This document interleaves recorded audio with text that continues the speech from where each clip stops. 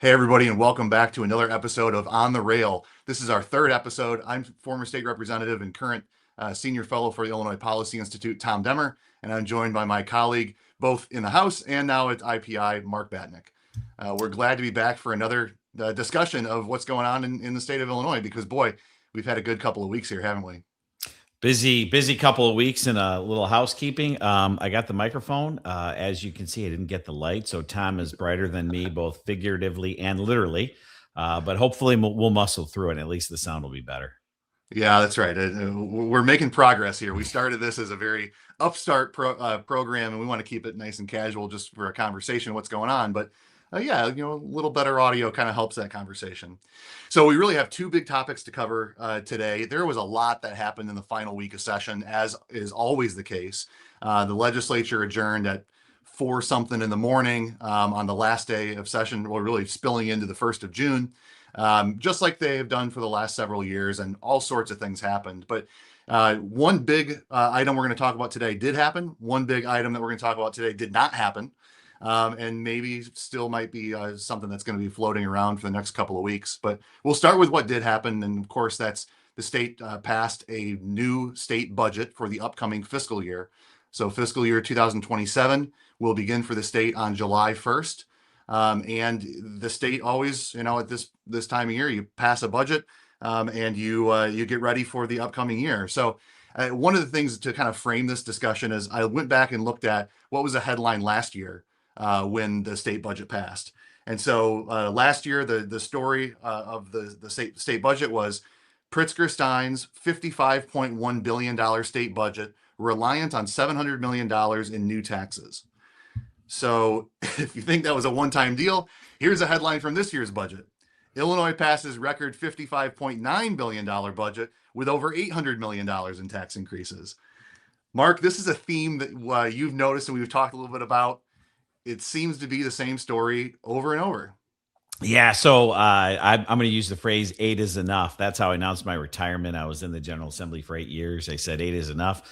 For the old folks out there listening, that was a TV show popular in the 70s and 80s, and we are 8 for 8.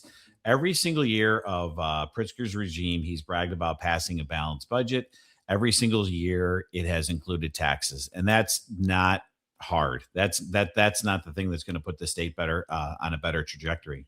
And one of the things that I look back and think about is I say, okay, in the last 8 years, what was the legislation either during budget time or during a session where they made some dramatic change that was going to put Illinois on a more positive trajectory so we don't have to keep doing this every year because you're just squeezing more dollars out of a shrinking pie and it's just going to continue to accelerate in that direction. So for me, eight is enough. I'm not impressed. I think the press needs to start calling the governor and the majority party out for it.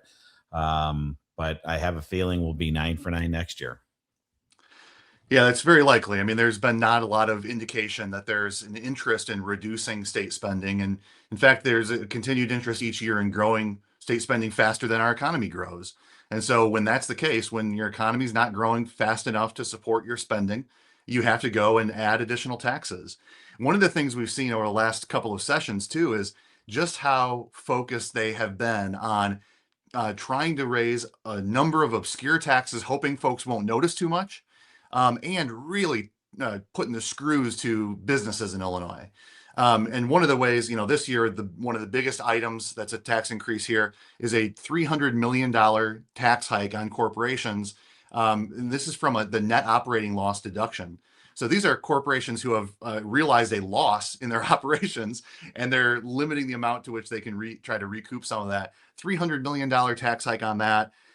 There's a tax hike of probably $50 or $60 million by decoupling from the federal government on the qualified small business stock exclusion. So, again, we're not targeting the biggest, Fortune 50 companies. These are small business tax hikes.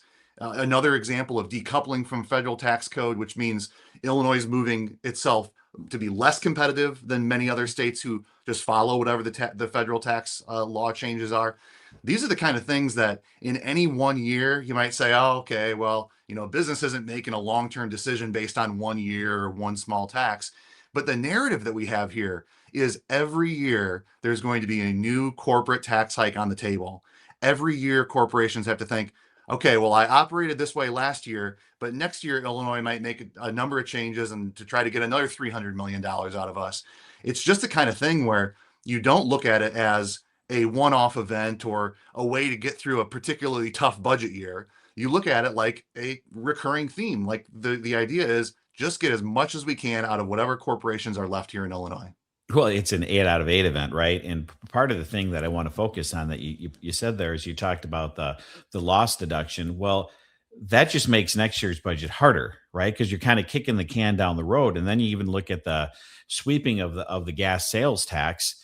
The, Presumably, the war is going to end. Presumably, oil prices and gas will come down. You won't have as much money over there, so you built this budget based on, you can count on income taxes being at a certain level and a certain level of growth, but you're doing this patchwork of things that isn't going to be there next year or isn't likely to be there next year, which means to just continue the same budget, you're setting yourself up for failure. And I mean, there's some funny ones in here, but my favorite has got to be squeezing $5 million out of fantasy football or fantasy sports. It just, I don't know. That's like stealing out of the church basket. I just like you needed the $5 million. A 13 million person state needed the extra $5 million for in a $56 billion budget too. Yeah, 5 million just and to add this new level of complexity and compliance, and who's going to be overseeing this thing to tax fantasy football, right? Right. And I mean, you have the digital ad tax, which lots of small businesses pay for ads, digital ads on social media. I'm not sure how what the lawsuit's going to be with the social media tax and some of that other stuff, but well, I think the digital ad tax is really where you're going to see this lawsuit, and they're not even counting that revenue right now towards the spending picture because they're so uncertain that it's going to be upheld by the courts. I think that goes to an interesting point too about there was such an appetite to raise taxes this year by many legislators. They're even raising taxes. They don't even have the use for it yet. They're not even using this money to spend on anything. So if you're somebody who believes we need higher taxes and more spending, that's a philosophical debate, right? We can have. This is raising a tax and then saying, oh, we'll just figure out what to do with the money later. If it, by some miracle is ruled to be a legal tax that Illinois can implement. Yeah. So it's just kind of crazy to look at that mindset of saying we're gonna preemptively raise taxes, hoping they'll let us do it. Yeah, and if I remember correctly, it was a huge range of how much they thought that might bring in. 200 million to 800 million. Right. That's one of the things we looked at this year in the Illinois Forward publication from Illinois Policy is this is not just the second, but several years in a row now, where there have been taxes that have been included in this last minute budget package that I guarantee you 95% of legislators leaving Springfield couldn't tell you what those taxes were that they had just voted to implement. We called for like a truth-in-taxation type hearing where if you're going to raise new revenues, you need to have a public hearing on the proposal. You need to hear from the advocates, you need to hear from the opponents. You need to have some of these, especially for a tax where its legal status is uncertain. Don't you think you want to hear from some attorneys about the likelihood of this kind of thing being successful? And importantly, too, it would have a revenue estimate attached to it. It would tell us, a digital advertising tax might sound pretty innocuous, but what if it raises $800 million in Illinois? Do we really think that $800 million coming out of some person's pocket into the pocket of state government isn't going to have an impact on behaviors? That it's not going to affect people? It's not a rounding error if you're raising $800 million from somebody. Yeah, it's going to be interesting. I mean, most of those fiscal notes type of things that they have obviously are usually ignored or waived. So I'd be interested to see if they'd actually pay attention to it anyway. But when you wait till the very end of session to do some sort of revenue estimate, this is the way I operate. One of the taxes I do want to point to that it actually goes towards property taxes, which we're not going to talk about today directly, but we need to. But it's an example of how things get baked in. So I think it was 2009 we passed an increased tax on candy and soda for the Capitol bill back then. Well, we used that to pay out bonds. We did a whole bunch of things, including high-speed rail, folks. By the way, I think between the feds and the state, there was $10 billion spent towards high-speed rail. I did a little math on it. If we would have just taken that 10 billion, put it in the S&P, we'd have a huge portion of our pension debt solved. And I don't know about you, but I haven't taken high speed rail from Chicago to St. Louis lately. Don't know if it exists, but what happens is they increase these taxes, and then once it's paid off, then they slide it into another account, which is often what happens with property taxes, right? You do a referendum for a school, and then once the school's paid off, they just, we're going to keep this because we're going to do something else with the money. And that's why you see the ever increasing taxes across the board. But that candy and soda one irked me a little bit because I was against the capital bill way back when, because I thought some of the money was wasteful. And clearly, looking at our lack of high speed rail in Illinois, although we didn't waste as much as California, we clearly don't have high speed rail in Illinois. That's a good example of taking an old fund it's sort of found money at this point. Those bonds are gone. They say, oh, that's great. Well, we have the revenue stream. Let's keep it alive. And you also see that with fund sweeps. A lot of times the fund sweeps are kind of in the similar way, in that you started collecting the money for one purpose, but you're not spending it on that original purpose. What, for any number of a variety of reasons, that could be the case. But we're seeing that today with sweeps or diversions away from the road fund. The road fund balance is growing far faster than anybody anticipated. Projects are not going out the door as fast as they thought they would. And so you've got more money than you know what to do with in the road fund. And so it's come up time and time again. Last year's budget included, a diversion from that. This year's budget includes a diversion from that. The transit bill was funded partially by a diversion from that. So it's all these things where you see this pot of money, and instead of asking yourself, okay, if we intended to collect it for the roads, but we're not using it for the roads, maybe we give it back to the people that we are collecting it from, right? There always seems to be other purposes in state government that really have nothing to do with the roads that are now being paid for by this, because once you have that revenue stream, it just never goes away. Yeah, and I would be more okay with it if it was put towards debt, right? So I look at the pension debt. Once again, not the topic of this show, but essentially the way it works is the unfunded pension debt is basically growing at a 7-ish% interest rate, because actuaries assume that you're going to get a 7% return in the market. So if actuaries say, hey, $100 billion is missing now, well, it's 107 you need to put back there next year. So anything you do to pay down pension debt, you're essentially earning 7% on. But instead, we just fritter it away on things like high-speed rail and whatever else we decided to do. Just going into this, growing black hole of the state's general revenue fund that's paying for all sorts of things, both good ideas and not so good ideas, sort of all just lumped into this large category. And it's, that's part of the frustration, I think, for taxpayers is, not having the trust to say, when Springfield tells us this is going towards this purpose, that's where it's going to go. It just so frequently becomes a shell game, or moving money from one pocket to the other. And over time, voters, and I think this played into what we saw when voters rejected the graduated tax in 2020. There was no credibility from lawmakers about doing what they said they were going to do with your money. There always seemed to be some new crisis, some new need for additional revenue. And when you break that trust, it's really hard to get it back. And especially when you break it 8 years in a row. Well, I did break it 8 years in a row. We're probably on a longer streak than that. Look back in Illinois, and you mentioned good ideas and bad ideas. I think the problem I have with even some of the good ideas is so much of Illinois government is implemented inefficiently that even the good ideas are overrun, over budget, take too long. So yeah, and you wind up with all sorts of fun stuff, and that's where we are. And we've done nothing.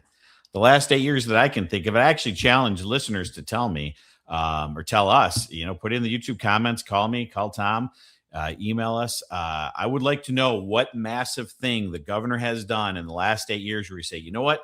Thank God he did this 4 or 5 years ago, because this is where we are now fiscally, right? What's the big change that he made from a regulatory standpoint, from a tax standpoint, from an efficiency standpoint? Because I just don't see it. Well, I think it's a great question, and it's also one that you could use, apply to today and look forward. We've talked about this kind of thought exercise right now. Well, what's the one thing that if legislators did it today, Illinoisans in 5 years or 10 years would say, thank you for doing that.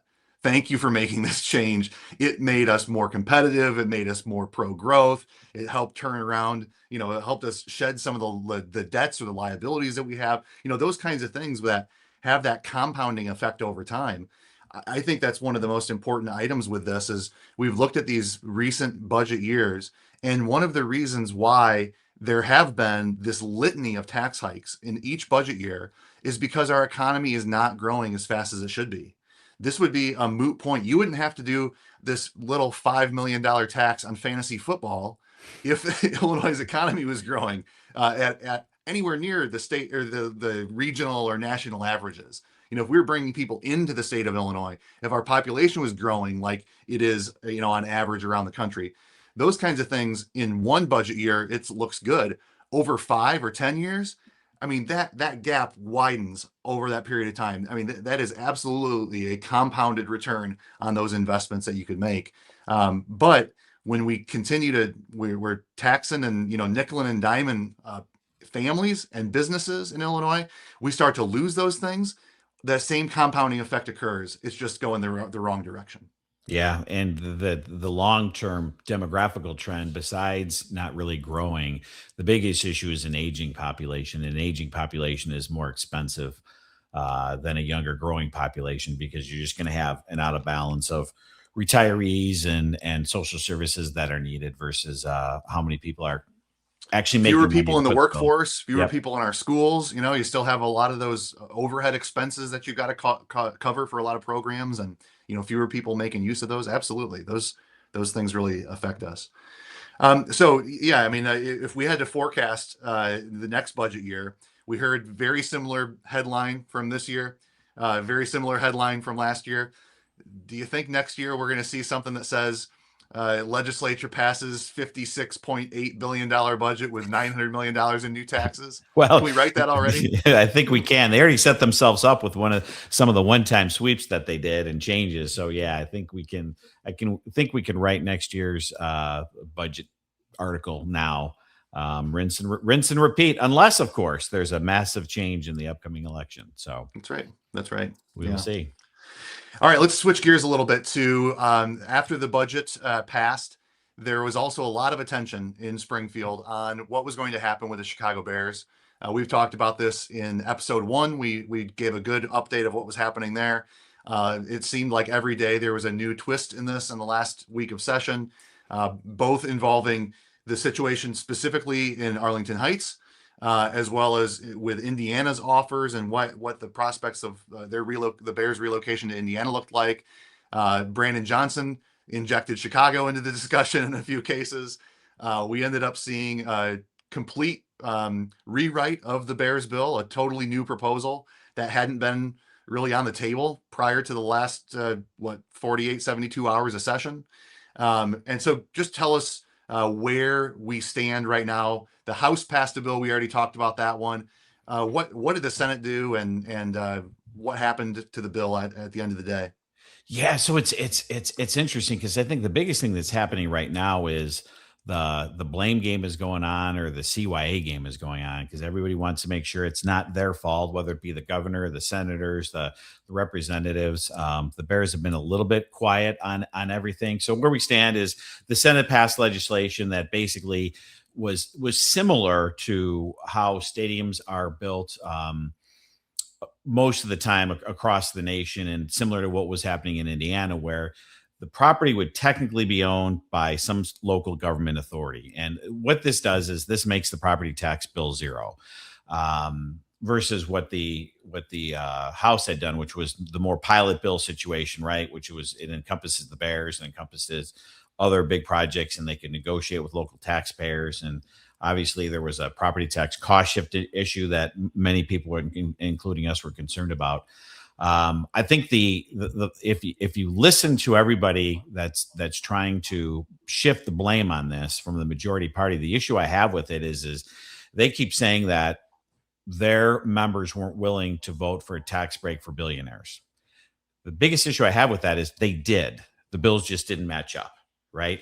And I had been advocating for reasonable taxation for the Chicago Bears in Arlington Heights, and the Senate gave them $0, right? I think that's just the most stunning piece of this, which was under the pilot bill, they would have to negotiate with the school district, with the city, with the county, with all the local taxing bodies. They'd have to negotiate and pay something to them.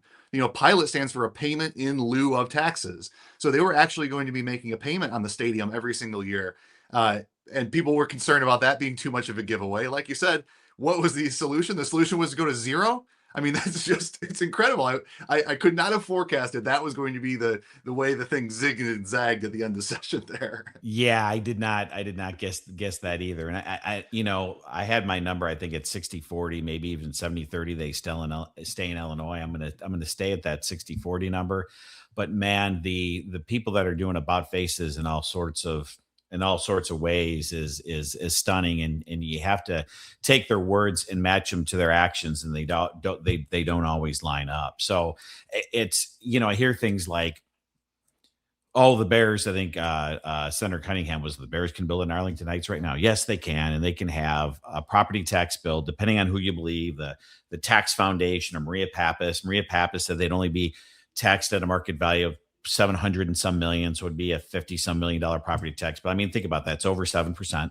Right, of market value of their property tax rates. It's really highlighting the property tax issue for commercial properties in Cook County. So that would be on the low end, but you have the rest of the project. Then you have the possibility that somebody says, well, I think it's worth the $2 billion they paid to build it. So it has, maybe over a $200 million property tax bill. This is what it highlights. This is the Bears.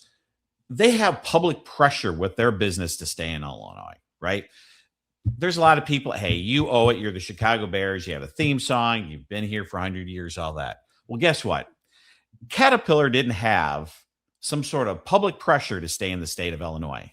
Do you think they were going to build a $3 to $5 billion complex in Illinois if they were looking at, a $200 million property tax bill when they can go to another state and have it at a fraction of that?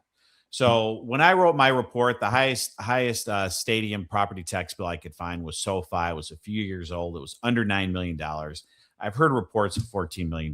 The idea that you're going to expect the Bears to pay whatever it is, 4 to 10 times that in a property tax in property taxes is just absurd. And what's happening is, in the title of my report was world-class stadium or 100% of nothing. And right now we're continuing to get 100% of nothing. We're not getting the jobs that would be created from that complex.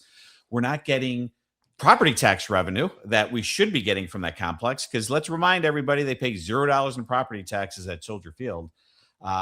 It's frustrating, and the biggest part is a world-class stadium will bring in events that the state hasn't seen that will bring in new money.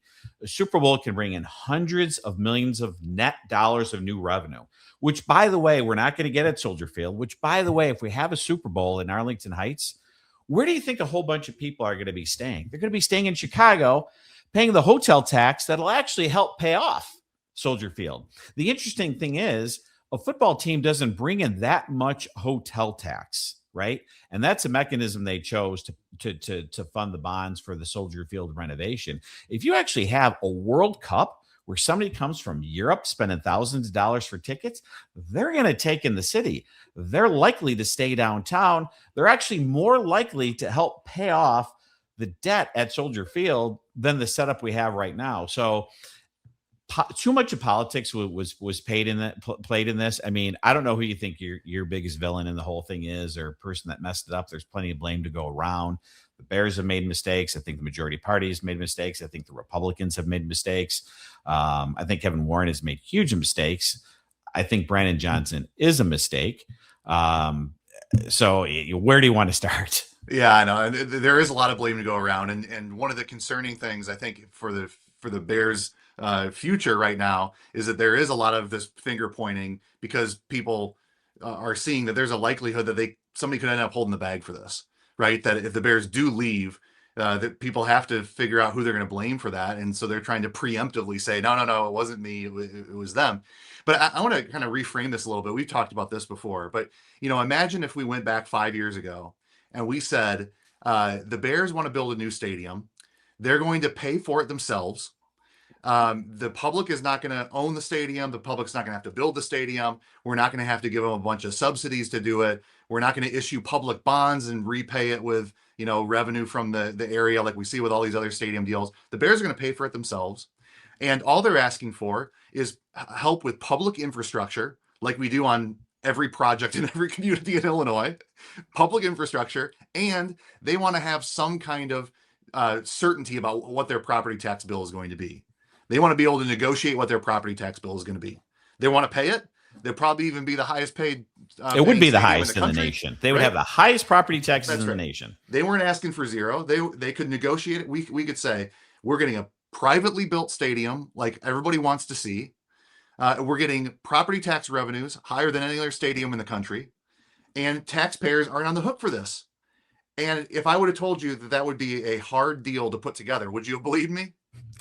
No, but when the Bears did a bad job on this, man, this is where the Bears messed up, because they didn't lay out what you just laid out and what I laid out in terms of the economic the economic possibility of what this would bring.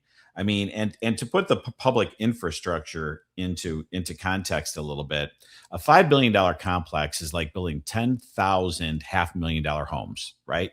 So I live in Plainfield. It's probably a little bit that's above average of a home price here, but pretty close. But that's 30,000 people. That's darn near doubling the town. I'm pretty certain there was public infrastructure done over the time that those 10,000 homes would be built, right? You're going to build roads, you're going to build schools.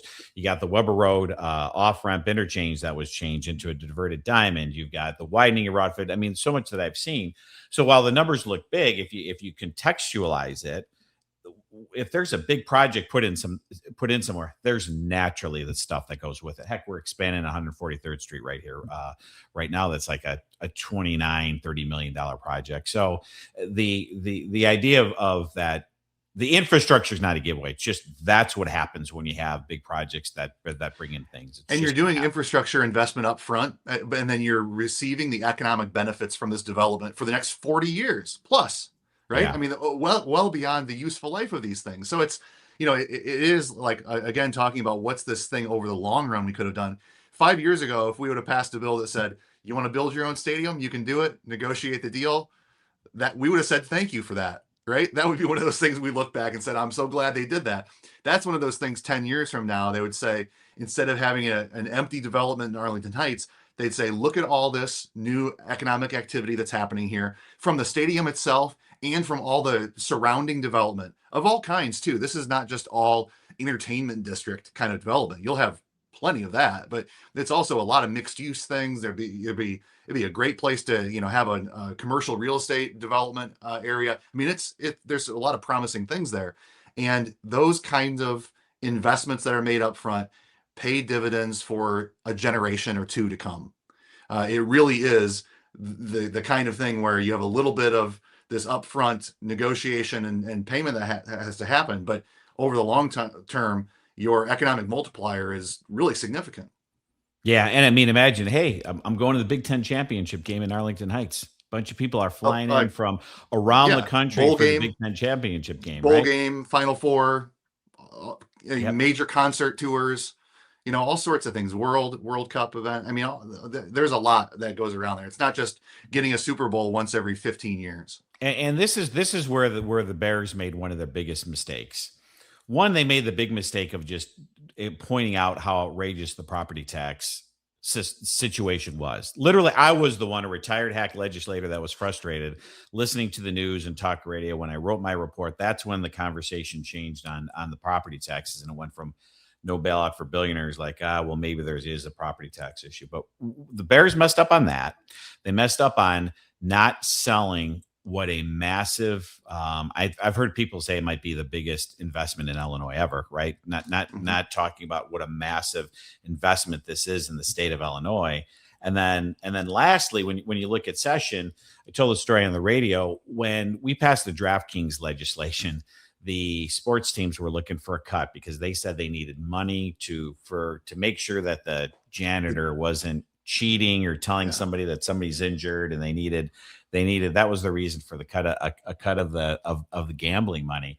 And Jerry Reinsdorf went down to Springfield with Horace Grant and Ozzie Guillen and met with people. Now, they didn't get anything, but they were at least willing to talk with rank and file legislators, right? I remember when the the guitarist for Rick Nelson, guitarist for Cheap Trick, came down and was talking to legislators about what he was trying to pass. And it doesn't necessarily change your vote, but you have to talk to legislators. And if they think it's a bailout for billionaires and you're not willing to sit down with them and tell your side of the story and say, hey, I know you think this is bailout for billionaires, but highest property tax for a stadium in the nation, $5 billion investment. Here's all the good things we're going to do. Here's the economic benefit. A legislator might say, I didn't know that. And so much of being a legislator right now has become, and maybe it always was, so political and not very deep in terms of really getting past the surface on issues. Legislators can't know everything about everything. And if they're coming from a mindset of no bailout for billionaires, when in a time when gas prices are high, and you can tell us, well, hey, this is jobs, this is not a bailout, we're paying for all this stuff, we're the good guys. You have to have those conversations. You can't just have them from the top. I mean, my understanding is Kevin Warren wasn't in Springfield at the end of session. They didn't have anybody from ownership there at the end of session. I don't know if they had anybody really down there much at all. And I think that was a big mistake. I would have had ambassadors from the Bears meeting with legislators constantly, right? You bring in people from the front office, maybe with the player, you set up meetings and lunches with rank and file legislators, and you talk about how good this project is. So I base my decisions on the numbers and the facts. I think it's pretty easy to lay these out that it's a good deal for the state.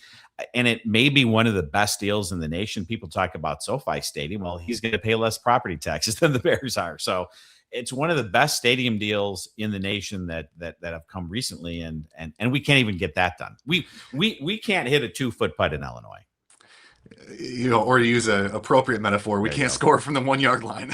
Yes, that's first and goal from but the one. I think the story piece of it is important too, because it's cool to see some big names and to have that kind of those people be spokespeople for you, be sharing some of the story. But I compare this to the development of McDonald's Park or the new Chicago Fire Stadium, where not only was it about, okay, here's the stadium here, but they also had Related Midwest as a partner. And they talked about, here's how this the whole 78 investment is going to be driven. Here's all the new, commercial real estate, residential real estate. Here's all the development that happens around there. The Bears stadium so far, we know that part of the plan is to develop the remainder of the property. It's not just going to be a stadium with a parking lot surrounding it. But that story has not been told in a very compelling way. We haven't seen those kind of, more detailed renderings of what that looks like, or, they don't have a signature partner who's going to be leading the commercial real estate development here. And, how do they bring a track record of successful development? And you start to have those multipliers of, it's not just a stadium. We're not just getting revenue off ticket sales and, concession stands. We've got this area around that could be incredibly valuable real estate, but there's got to be a vision for how that comes to life and how that adds to the overall economic vitality of Arlington Heights and really the entire northwest suburbs. Yeah, I'll add to that. Reinsdorf and Wirtz announced the project around the United Center, the big, massive project. And guess what, great folks? Example. Yep. Brandon Johnson, the Democrats, everybody gave them tax breaks to get it done, right? There's tax deals in there. So I mean, it's just... So although the bill didn't, it passed the Senate. So we have two unrelated bills. One passed the House, one passed the Senate. Neither has been considered by the other chamber so far. Where do you think we stand right now? I mean, you've been talking about some odds here, but I mean, really, we're talking about there has to be a special session. The Bears timeline seems to indicate they want to make a decision this summer at the latest. Where do you think it stands right now? I don't think this was intentional, but I think the state of Illinois is seeing if the Bears are bluffing about moving to Indiana. I mean, I don't think it was this smart 3D thought out thing. I think they just didn't get it done. So the Bears are in a pickle where they either have to find an excuse for putting it off, or they have to hope for a special session. Maybe the Bears are reaching out to legislators. Now I haven't heard that. But yeah, and nobody's indicated that they really think there's going to be a special session, right? I think leadership in both in the House and the Senate has said that there wouldn't be, and that it's something that they might pick up in veto. That said, if you pick it up in veto, but there's kind of a deal in place before veto, that might suffice. So I think that's, if I had to guess, the most likely scenario is that they would work to put together a deal. They'll continue to check on the environmental issues in Indiana and the viability of that site, and they'll try to get at least the framework of a deal in place that can be passed during veto.